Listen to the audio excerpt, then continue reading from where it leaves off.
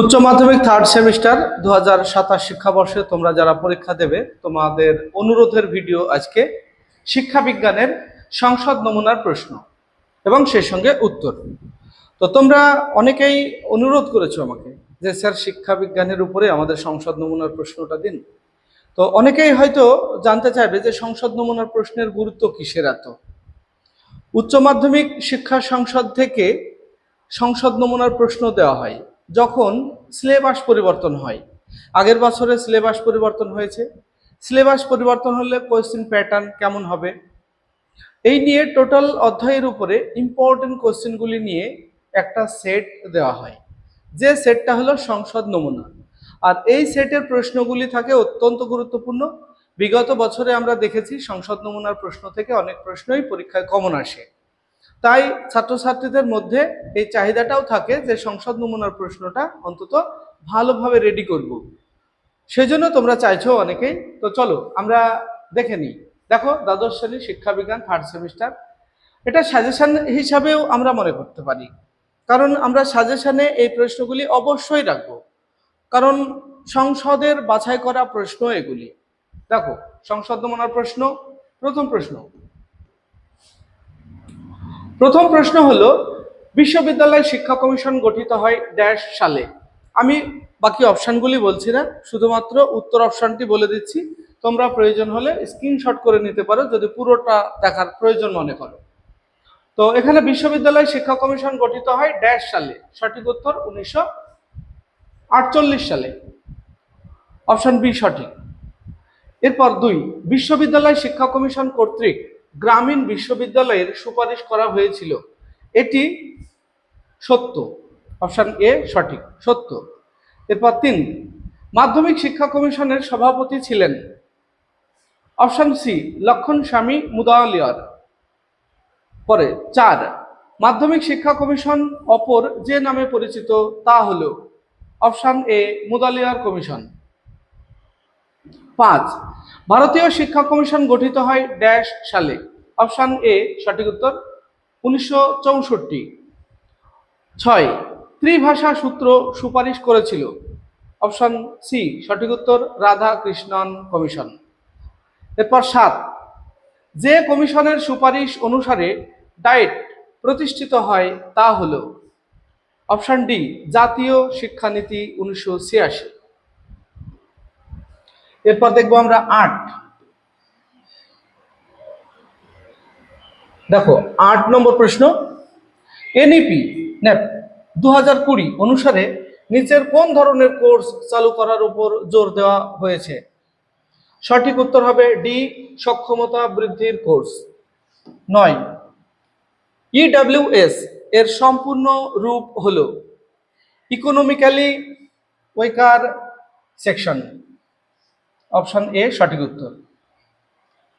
এরপর 10, ভারতের প্রথম মহিলা শিক্ষিকা হলেন, অপশান এ সাবিত্রীবাই ফুলে। 11, নিচের কোন প্রতিষ্ঠানটি রবীন্দ্রনাথ ঠাকুর প্রতিষ্ঠা করেছিলেন? অপশান সি বিশ্বভারতী বিশ্ববিদ্যালয়। 12, রবীন্দ্রনাথ ঠাকুরের মতে শিক্ষার্থীদের নিকট শ্রেষ্ঠ শিক্ষক কে? অপশান সি প্রকৃতি। 13, education is the manifestation of the perfection already in man বলেছেন স্বামী বিবেকানন্দ, এটি অপশান এ সত্য। 14, ভারতীয় সংস্কৃতি এবং পাশ্চাত্য সংস্কৃতির মধ্যে যোগসূত্র কে স্থাপন করেছিলেন? Option B Swami Vivekananda. 15, by education I mean an all-round drawing out of the best in child and man body, mind and spirit। শিক্ষার এই সংজ্ঞাটি কে দিয়েছেন? মহাত্মা গান্ধী, সঠিক উত্তর ডি মহাত্মা গান্ধী। 16, বুনিয়াদী শিক্ষার ধারণার প্রস্তাব কে দেন? Option C Mahatma Gandhi. 17, Emile গ্রন্থটির রচয়িতা হলেন, অপশান এ জ্যাক রুসো। 18, রুশোর শিক্ষাগত দর্শন তার যে রচনায় বর্ণিত হয়েছে? Option B, Emile. 19, John Dewey এর মতে বিদ্যালয়গুলির ক্ষমতায়নের জন্য শিক্ষকের ভূমিকা হওয়া উচিত। অপশন বি, সহায়কের। 20, জন ডিউই এর মতে বিদ্যালয়ে শিশুদের উন্নত নাগরিক হিসেবে গড়ে তোলার জন্য ড্যাশ বিষয়ে অভিজ্ঞ হতে হবে। অপশন সি, গণতান্ত্রিক। 21, শিক্ষার একটি শাখা হলো বিশেষ শিক্ষা, এটি যা নিয়ে কাজ করে। অপশন বি, শিক্ষার্থীদের বিশেষ শিক্ষার সুযোগ প্রদান করা। 22, নিচের কোনটি আংশিক বা সম্পূর্ণ দৃষ্টি প্রতিবন্ধকতার কারণ? Option A, glaucoma. 23, বিশেষ চাহিদা সম্পন্ন শিশুদের জন্য যে ধরনের শিক্ষার ব্যবস্থা করা যেতে পারে? অপশন সি, অন্তর্ভুক্তিমূলক শিক্ষা। এরপর দেখবো আমরা 24,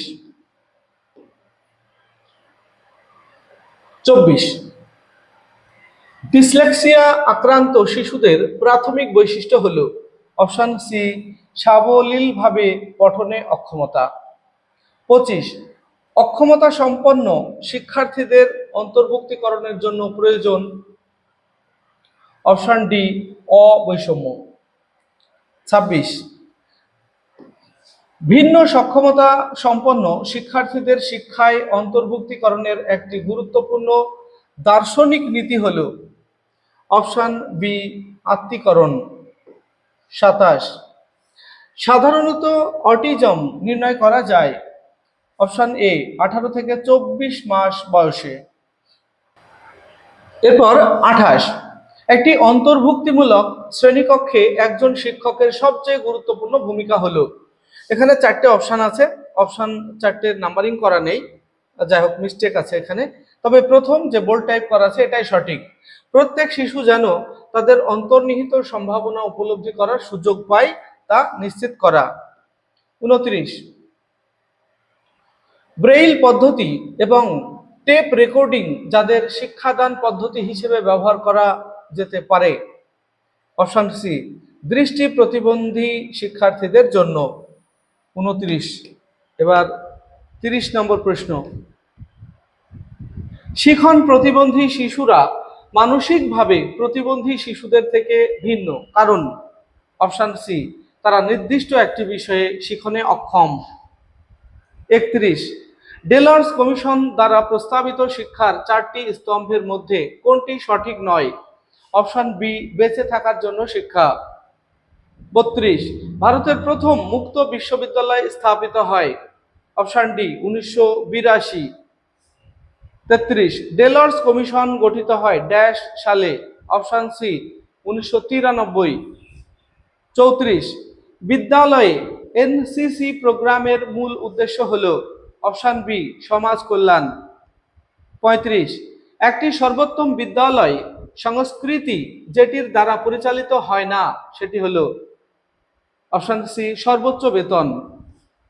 36, একটি বিদ্যালয়ের গুণগত শিক্ষার ক্ষেত্রে সবচেয়ে গুরুত্বপূর্ণ সূচক হলো? অপশন ডি, শিক্ষার্থীর সাফল্যের স্তর।